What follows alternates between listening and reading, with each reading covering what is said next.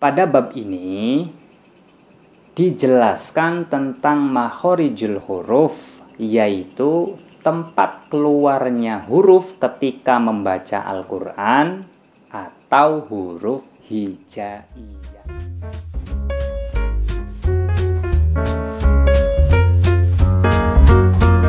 Three, four, three, two, one, open the book.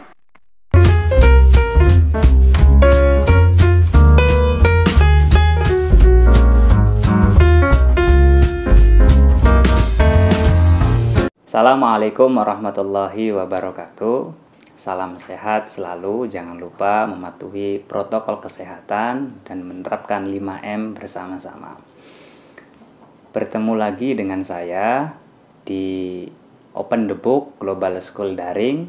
Kali ini kita akan bersama-sama membahas tentang pembelajaran mata pelajaran BTQ atau baca tulis Al-Quran secara daring. Semoga kita semua bisa bareng-bareng mengikuti tahapan-tahapan dalam setiap materi atau pembelajaran daring ini.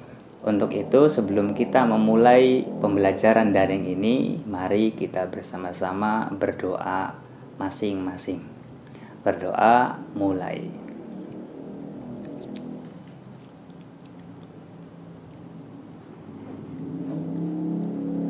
Selesai.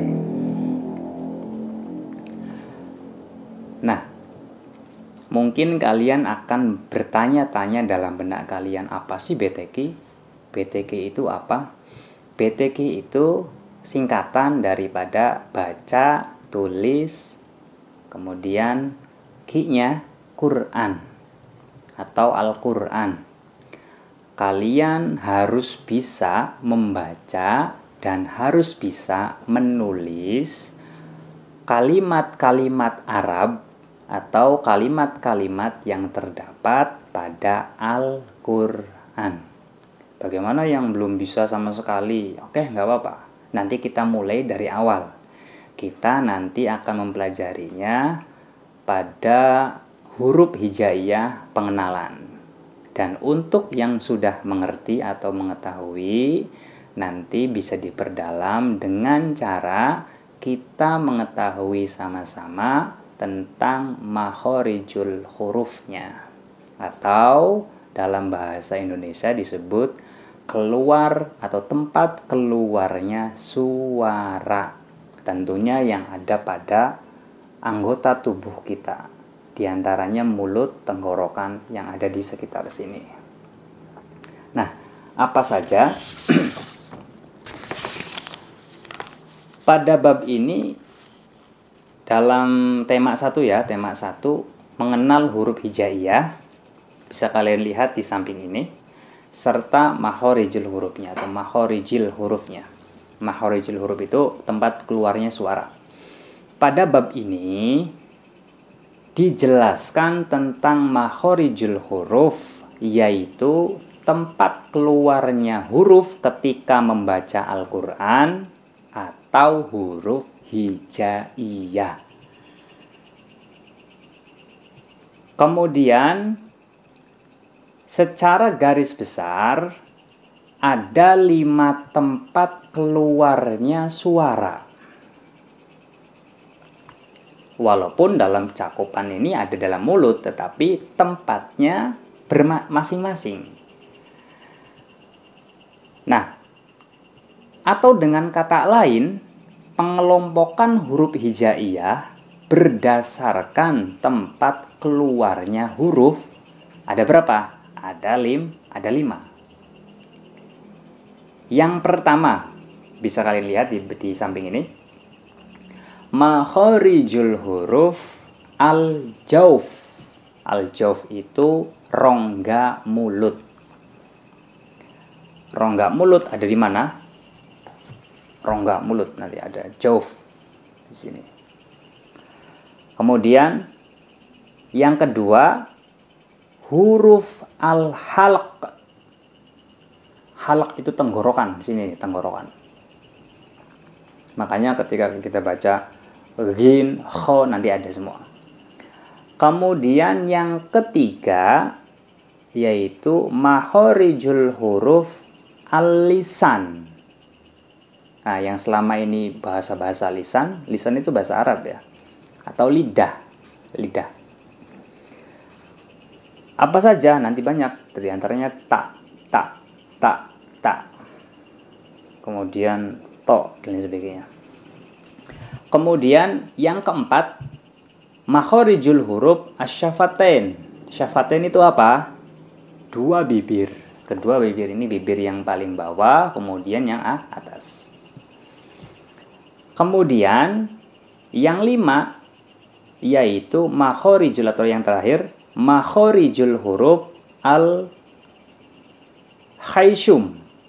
Al-khayshum itu hidung.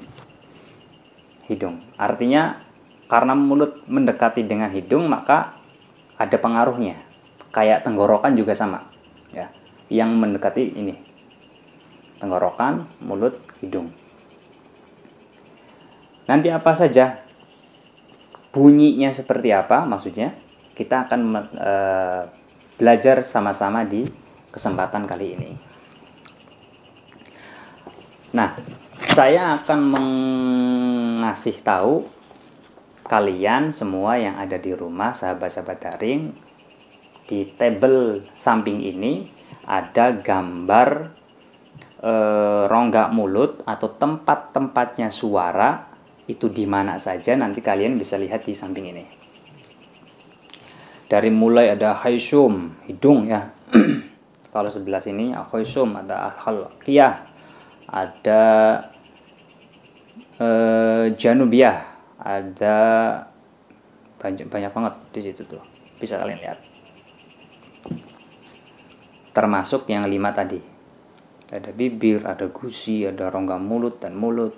Ini hampir sama dengan pelajaran IPA tentang organ tubuh. Nah, nanti kita sama-sama mempelajarinya setelah kita mengetahui huruf hijaiyah itu apa saja dan seperti apa sih huruf hijaiyah. Juga ada di samping ini huruf hijaiyah. Oleh karenanya, kalau sekedar melihat, mungkin teman-teman di rumah, sahabat-sahabat daring, pernah melihat tetapi nggak tahu cara membacanya, atau sudah tahu membacanya dan juga sudah tahu makhorijil hurufnya. Kalau seperti itu, maka kita kenali bareng-bareng dari mulai pertama. Di situ kalau dilihat namanya alif, tapi dibacanya a biasa. Kemudian ba, seperti perahu, kemudian titiknya di bawah satu, ba. Nanti kalian bisa merasakan ketika kalian membaca huruf hijaiyah, mana yang berpengaruh ketika kamu membaca. Artinya berpengaruh itu, kalau seakan-akan lidahnya diam, kemudian tidak berfungsi. Kayak semisal te, yang tak ya, tak. Kalau lidahnya diam nggak bisa, sulit. Maka di situ ada ta. Nah, kemudian sa, kan sulit kalau lidahnya tidak bisa. Maka di situ ada lidahnya itu digigit. Sa. Kemudian ja. Ja itu ada pada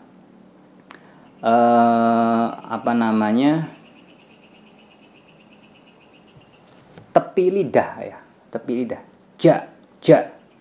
Kemudian bibirnya dimoncongkan. Ja. Kemudian ada ha. Ha itu diantaranya ha. Walaupun kita hanya mangap saja, tapi tidak terasa haknya kalau bukan dari tenggorokan. Ha. Itu seperti itu. Kemudian juga kho sama. Kho. Atau alangkah baiknya kalian mengikuti apa, kalau saya berbicara atau saya ngomong, kalian mengikuti dengan sama-sama, seksama. Kita lanjutkan. Di situ ada dal. Dal. Dal itu di mana? Pangkal lidah. Dal. Dal. Dal.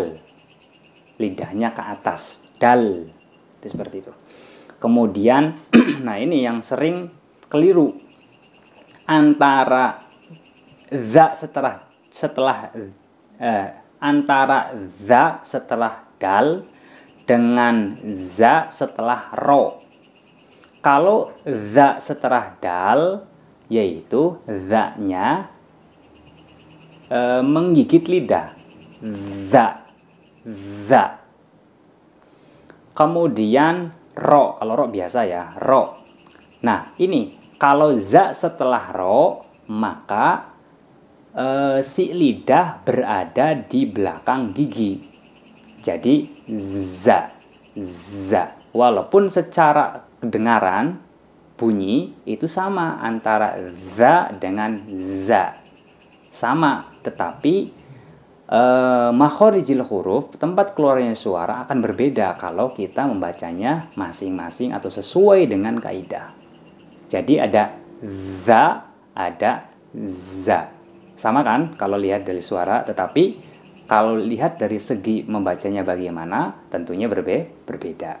Ada za, ada za. Bisa diperhatikan di rongga mulut. Za. Itu seperti itu. Kemudian sin atau sa biasa, sa kecil. Sa. Adanya pada sa bisa dilihat nanti di situ. Kemudian sya besar, sya kayak orang gusah, sya atau shin sama. Kemudian sod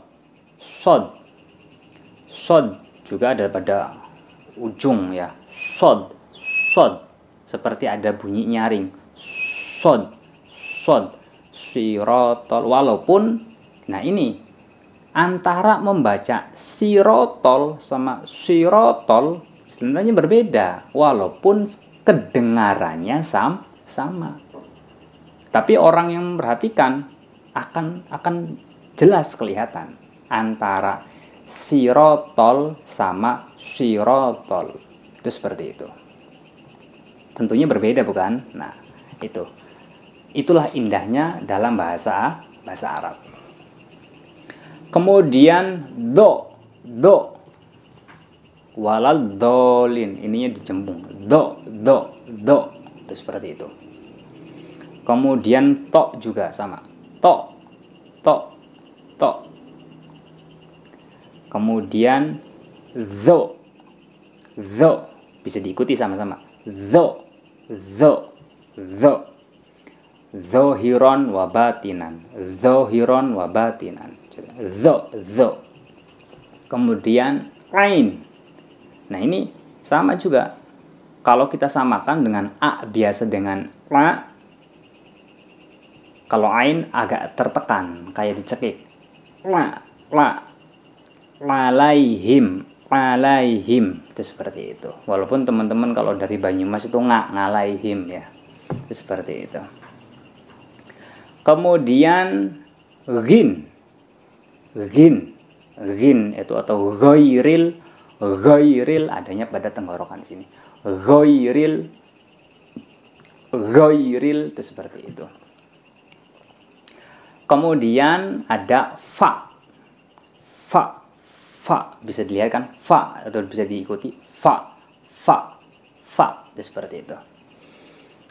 Kemudian qaf, ini kalau bisa nyeklok nih atau mantul. Qaf adanya pada pangkal lidah, ujung lidah sebelah sini. Qaf bukan tenggorokan tetapi lidah paling ujung tapi dalam.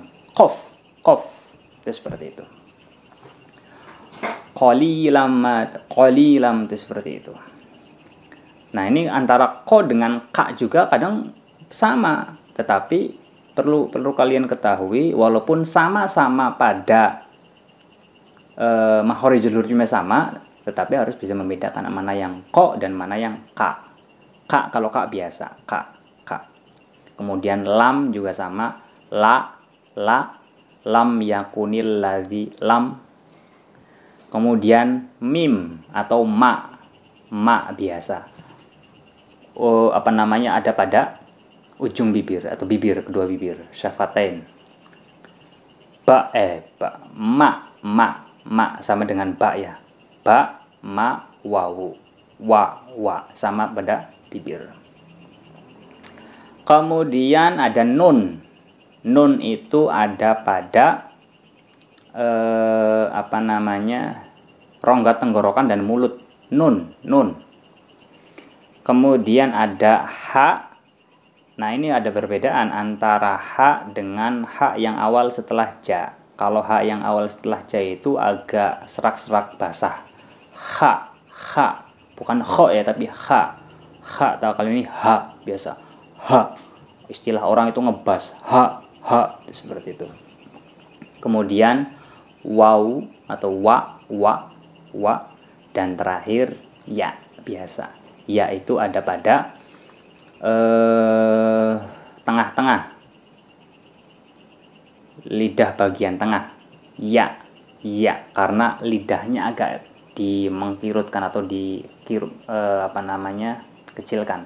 Ya biasa. Nanti kalian bisa putar ulang video ini dan mencoba bersama-sama mengikuti apa yang tadi saya sebutkan atau lafalkan untuk melatih supaya bacaan makhorijil huruf kalian pada huruf hijaiyah itu terbiasa, sehingga nanti mempelajarinya atau membaca Al-Quran itu dengan fasih, enak didengarkan, kemudian sesuai dengan makna dan artinya. Tentunya itu yang paling penting. Oleh karenanya jangan patah semangat untuk belajar, terus belajar, khususnya di materi atau pembelajaran baca tulis Al-Quran ini, karena ini akan banyak manfaatnya baik di dunia maupun di akhirat. Kalian nanti bisa baca Quran, bisa baca surat Yasin untuk mendoakan kedua orang kita supaya tidak minta bantuan kepada orang lain kalau sendirinya sudah bisa. Nah, pada kesempatan kali ini mungkin cukup.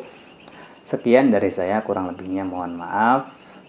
Jangan lupa tersenyum dan minum air putih yang cukup, dan patuhi protokol kesehatan 5M di rumah saja. Assalamualaikum warahmatullahi wabarakatuh.